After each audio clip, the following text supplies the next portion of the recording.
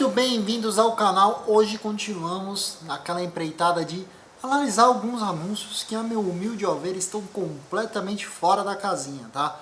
Não me leve a mal, são as opiniões exclusivamente minhas, não quer dizer que é uma realidade, você tem total direito de discordar com o que eu estou falando, tá?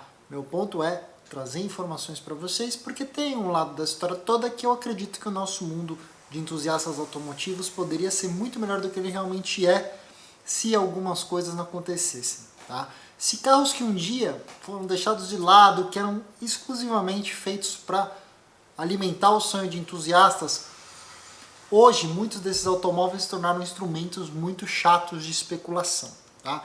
Então, sem mais delongas, bora para os carros de hoje e vamos que vamos, tá? Se você está me conhecendo agora, não se esqueça de se inscrever, ativa a notificação no sininho, me deixa um like, me ajuda bastante a crescer, vocês não perderem tudo de novo que eu faço por aqui. E vamos para a lista, tá? O primeiro carro que eu coloco aqui é um carro que inclusive eu já testei aqui no programa e vocês podem ver o card aqui em cima, que é um Audi RS6 da geração C5, sim, o primeiro RS6. No caso eu estou falando de uma perua, tá? Ou seja, a versão Avant 2003-4, que foi o último ano desse carro, com apenas 22 mil quilômetros, porém anunciado a 210 mil reais. Olha, vamos lá. Eu não tenho nada contra um carro num ótimo estado de conservação e eu, melhor do que ninguém, entendo o conceito de levantar esse tipo de automóvel, tá? Levantar, leia-se, comprar um carro num estado que tem nada quebrado ou que tem muita coisa velha e deixá-lo numa condição bacana, pronta para enfrentar o mundo novamente. Tá? Eu sei que esses carros são caros e tal, mas tem alguns carros que, se você vai entrar nessa empreitada, faça pela paixão, porque você gostava daquele modelo. Não tente transformá-lo em algo que ele não é. Tá? E no caso do RS6 dessa geração, ele é um carro que foi muito elogiado até na época, mas é um carro que envelheceu muito mal. Tá? Tem alguns calcanhares de Achille, 3 são os mais pesados nessa geração. Primeiro é o DRC, o Dynamic Ride Control da Audi, que são os amortecedores adaptativos que têm problemas. Todo mundo que está com um carro desse, essa altura do campeonato, já substituiu por um sistema de coilover da Bilstein ou da KW. O segundo problema são as turbinas. Esse carro tem problema de acabar muito cedo com turbina, especialmente na mão de quem não sabe usar o carro. Por quê? Porque o carro, a posição das turbinas fica lá atrás do motor, onde não tem muita refrigeração. Então, o que acontece? Elas esquentam, passam por ciclos de esquentamento muito mais intenso do que um típico padrão que você vê em outras montadoras. E por último, o câmbio, tá? Que é um Tiptronic de 5 marchas, que não é um qualquer conversor de torque, não. Ele tem muito trabalho por trás dele e vai pro saco. O conversor de torque não aguenta o tranco depois de muitos anos. Muitos dizem que o problema está associado à mistura de fluidos da caixa de direção com o do câmbio, tá? Tem um momento que o sistema tem uma intersecção, um começa a vazar no outro, e a hora que o conversor começou a patinar, você fica com uma conta bem chatinha. Ou seja, substituir, colocar um coilover, arrumar um câmbio, um par de turbina, é uma conta que chega com tranquilidade nos 50 mil reais, especialmente julgando hoje o quanto que está o dólar, certo?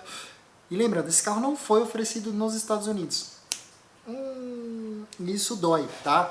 Você vai ter que buscar muita coisa no mercado europeu mesmo. Você tem um 4.2 V8 biturbo com 450 cavalos para 56 kg de torque, carro que fazia de 0 a 100 em 4 segundos e meio e espetava os 300 km por hora sem um limitador eletrônico, tá? É um carro que me surpreendeu bastante, porque eu tinha até muito preconceito com o carro até a hora que eu fui dirigir, me encantei. Acho que o grande pecado para quem dirige tá na resposta de direção fininha, realmente muito anestesiado, mas o carro é muito grudadinho, muito pregadinho no chão.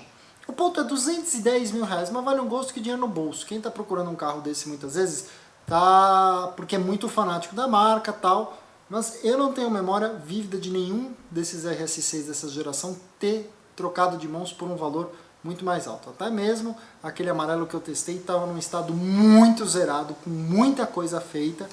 É um carro que ficou um tempinho para vender, tá? A última vez que eu vi um carro muito bem vendido desse era 100 mil reais, tá? É uma geração patinho feio, eu sei que é foda, tem vezes, desculpa até o palavrão, tem vezes que você fala assim, puta, você tem um RS6 desse, você tem uma E55, que não é nem a compressor dessa época, e você vê os M5 e 39 subindo de preço, você vê o M5 e 39 porrando lá em cima. Desculpa até derrubar a grade. Você fala, não é possível, eu vou botar meu carro um pouco 50, 30 pau mais barato que o M5 que vai vender. Não vai, tá? Porque mesmo as M5s, tipo, são carros assim que eu vi os últimos, tipo, carros com 60, 70, 80, 100 mil reais em cima do carro investido, e mesmo assim esperaram achar a tampa da panela de alguém para comprar. Sendo realista, as últimas que eu vi tradearam num preço muito interessante na faixa de 180 a 200. Teve uma ou outra que saiu disso, mas lembrando, é um carro com um pouco mais de 20 unidades, é um sedã que tem um câmbio manual, e isso é um fator muito severo hoje no mercado. Então assim, o RS6 lá no exterior é considerado tipo, literalmente um restão de rico, e muitos falam, aproxime-se com muito cuidado. Pense 10 vezes antes de comprar, porque a conta de manutenção, de reposição é muito salgada. Tá? 210 mil, para mim, completamente La La Land, pessoalmente. Tá? Próximo carro é a Cosworth, a Cossi, a 190e. Você que sempre sonhou em ter um M330, mas viu os preços dele explodirem, e aliás, alguns lá no exterior estão voltando, tá? Sendo bem sincero. Uma coisa que as pessoas têm que ter em mente é o carro em estado colecionável versus o carro que foi usado e está em bom estado. Lá no exterior isso é muito bem definido, tá? Os preços serem divergentes entre essas duas propostas é uma coisa comum lá no exterior. Então, quando você vê um carro, qualquer um desses que eu estou citando aqui, num preço muito fora, é porque o carro realmente é um born fine, o carro está zerado, foi mantido em plenas condições de uso, é tudo original. Agora, carro usado, mastigado, que foi levantado, dificilmente é colecionável lá fora, tá? Isso é uma coisa muito importante para você ter em perspectiva, esse conceito que deveria ser aplicável aqui no Brasil pra caramba, tá? A Cosworth, meus amigos, ela teve duas versões, a 2.316 e a 2.516. Se não me engano, a maioria dos carros aqui no Brasil, para não dizer quase todos, tirando uma, é 2.316, tá? Um carro muito legal, tá? Eu tive a chance de dirigir, não é algo que emociona do ponto de vista de desempenho, mas também a M330, mesmo nas versões mais apimentadas, não é essa a proposta. A proposta é o quanto você interage, o quanto que o carro responde ao que você quer que ele faça, de uma maneira completamente analógica. Esses ainda são carros muito analógicos, tá? E a 190 ela tem seu mérito. Eu lembro de dirigir esse carro, me encantar até com a primeira marcha dogleg aqui, né? Então um abraço pro Belotti, que eu sei que ele é proprietário de uma Cosworth, no caso com câmbio automático. Pô, é um carro legal pra caramba. Mas é um carro para não ter um sonho de entusiasta. Era tipo uma alternativa sensível ao M330. Não naturalmente, os carros mais caros que eu vi vender há um ano e meio, eram carros tipo de 80, 90 mil reais, mas carros assim, num baita estado bacana, certo? Sem grandes coisas para fazer, cansadinhos pela idade. Então esse carro que eu estou botando aqui na tela, de repente alguém achou que é natural pedir 160 mil numa 190e Cosworth. Do nada. Em coisa de um ano e meio, sem nenhum tipo de fundamento, a 190e Cosworth deixa de ser um carro de 70, 80, 90 mil para virar um carro de 160 mil. Então assim, novamente, eu gosto, sempre quis ter uma Cosworth, você é o tampa da panela. Para a maioria das pessoas procurando, será que eu compro um carrinho usado? Será que eu compro um antigo mobilismo aí para botar na garagem? Não cai no papo. Próximo carro, até o contrário senso, tá? Não adianta a gente ter telhado de vidro, né? M3 E46 2002-3, no caso um carro na cor Phoenix Yellow, que foi uma das cores de lançamento, por 190 mil reais. Isso é completamente La La Land. Eu sei da existência de duas ou três da Phoenix Yellow no Brasil, tá? Foi uma cor de lançamento, uma delas não tem teto, a outra tem. Uma é 2000, 2001, a outra é 2002, 2003 e a outra não sei que fim levou. Mas as duas, nenhuma delas estava num estado impecável. Muito pelo contrário. Uma delas tinha fama de já ter aberto o motor, que tinha algumas coisinhas estranhas para resolver, que o carro estava amarrado. Outro estava com uma pintura queimadaça, era um carro que não estava num baita estado interessante. Meu ponto é o seguinte, gente. A M3E46 mais nova que eu vi ser vendida, foi vendida há um ano e meio aqui no Brasil. O carro tinha acho que 23 mil quilômetros. E o preço foi alto. Foi acho que acima de 180, 190 mil reais. O que eu tenho para dizer? Eu pagaria isso naquele carro? Naquele carro eu pagaria. Porque eu vi o carro. Entendeu? Roda de CSL, pneus novos, suspensão nova, freio novo, nenhum vazamento, totalmente revisada. Ou seja, você está comprando o sossego. Eu compraria aquele carro específico naquele preço. Por quê? Porque eu tenho uma, que eu sei o quanto eu gastei para levantar e ainda vou continuar gastando, porque não adianta você se enganar. Carro da cidade vai ter coisa para fazer. Se você não usar, vai ter coisa para fazer. Se você usar, vai ter coisa para fazer. Pronto, falei. Qualquer carro desses que você está olhando, se você vai ficar com eles no horizonte de 2, 3 anos e vai dar um uso normal, você vai gastar dinheiro. Não minta para você. Existe uma diferença do porquê que o carro zero custa tão caro, ele desvaloriza, tal, não sei o que. Eu entendo isso. Esses carros, muitas vezes você compra, você não perde no principal, mas você vai gastar. Se deixar parado ou se usar pra caramba. Achar o meio termo é muito difícil, tá? Mas o ponto da história toda, pra mim hoje fazendo as contas, puta, um carro desse com 26 mil quilômetros, zerado, sem nada pra fazer, sem nenhum retoque de pintura, nada, puta, é um carro que sai barato. Por quê? Porque eu amo o M3 E46, eu adoro o carro. Eu botei 20 mil quilômetros no meu carro, só não botei mais por falta de oportunidade. Eu conheço o carro, era meu sonho de moleque. Agora não tentem transformar o M3 E46 em qualquer estado à torta direita num carro de 190, 180 mil, porque não é. Hoje, se eu pegasse meu carro do jeito que ele é, porque repintou para lama, para tirar pedrinha, repintou para choque, mas gastei uma bica. Se eu vender, eu não venderia por esse preço. Não existe. Entendeu? O carro é revisado, é zerado, pode usar, pode andar à vontade. Não vende. Então 190 mil reais no M3 E46 teria que ser a última bolacha do pacote, baixíssima quilometragem, em estado impecável para valer, para você ter aquela alternativa, vou comprar uma de 130, 120, 140 mil e gastar mais 50, em alguns anos eu vou comprar essa daqui, mas com a certeza que, olha, comprei e vou me divertir com o carro e não vou ter gasto. É aquela escolha, eu gosto de fazer as coisas do meu jeito ou quero algo pronto. Esses carros, nenhuma das Phoenix Yellow que eu conheço pessoalmente, vale o valor do colecionável. Infelizmente, sinto informar. Tudo bem, vai haver uma proposta, vai ver como é que está o carro, mas o carro é 2002, 3, 190 mil quilômetros, tudo bem, 343 cavalos, 37 kg de torque, manualzão de 6 marchas, carraço, mas 190 mil reais é especulativo. Na minha opinião, tem muita coisa legal pra caramba pra comprar por esse valor, tá? Bom, o próximo carro nessa lista eu vou lá para Porsche. Você acha que aqui não tem? Porsche, aliás, é a maior fonte de coisa com preço bizarro que eu já vi hoje. Hoje você vê umas coisas e fala, meu Deus, de onde os caras estão tirando? Assim, obviamente a gente que está tentando pegar um esperto, falar que tem a última bolacha do pacote. E eu tô aqui para dar informação para você e você forma o seu convencimento se vale ou não, tá? Mas eu tô falando de uma Boxer Spider, tá? E eu não tô falando das atuais Spiders, não. Eu tô falando de uma Boxer Spider 2011, tá? Ela tem apenas 9 mil quilômetros. Esse carro foi uma tiragem feita pela Porsche em 2010-11. Tá? Ele não é um carro limitado de produção, ele é uma homenagem ao 550 Spider lá da década de 50. A grande marca registrada é a capota de lona, que é colocada de maneira manual, não tem o mecanismo de acionamento eletrônico. E nessa geração é um horror de pôr. Pensa nas coisas mais chatas do planeta. Se começar a chover e você tiver que correr por, você vai fazer uma banheira dentro do carro. Tá? Mas a grande vantagem disso é que o carro tem apenas 1.275 quilos. Se não me engano, na época ele era o Porsche à venda mais leve. Tá? Motorização é o 3.4 com 320 cavalos para 37 kg de torque.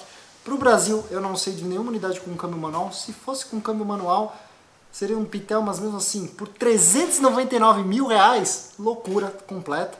Os carros que vieram para o Brasil vieram com câmbio PDK, tá? E assim, vamos lá, não é um produto do segmento GT da Porsche, apesar de ela ter vários trejeitos semipista, tipo uma roda diferenciada, uma suspensão um pouquinho mais baixa, a alça para abrir a porta, algumas até com banco concha, ela não é um produto GT da Porsche, ela é um produto normal que tem suas influências, tá? 0 a 100 em 4.8 segundos, o máximo é 265 km por hora, ou seja, basicamente o mesmo número de desempenho de uma Boxer S em 2011, tá? Fica difícil de justificar por 399 mil reais, tá? Isso aqui é alguém que está tentando pegar no pulo. O carro é novo, 9 mil quilômetros, de fato, é um carro novinho, é um carro cheiroso. Para um Porsche isso não é nada. O ponto é o seguinte, até um ano atrás, melhor, até 6, 7 meses atrás, tinha a Cayman R, que aí é um produto bem focado para pista, tá? Mas ainda assim não é um produto semipista GT da Porsche, ainda por 220, 230, 240 mil reais. Então, 399 é alguém que está querendo pegar algum desavisado. Ouça o que eu estou falando, o Spider hoje em dia é um produto GT Porsche.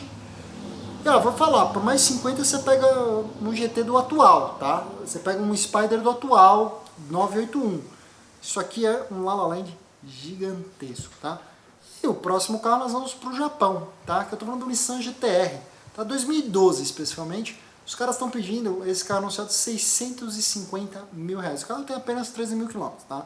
2012 foi um ano muito interessante na história do Nissan GT-R, tá? A gente sempre fica nessa dúvida, né? Porra, será que o carro tá vendendo mal porque ele tá muito tempo em linha?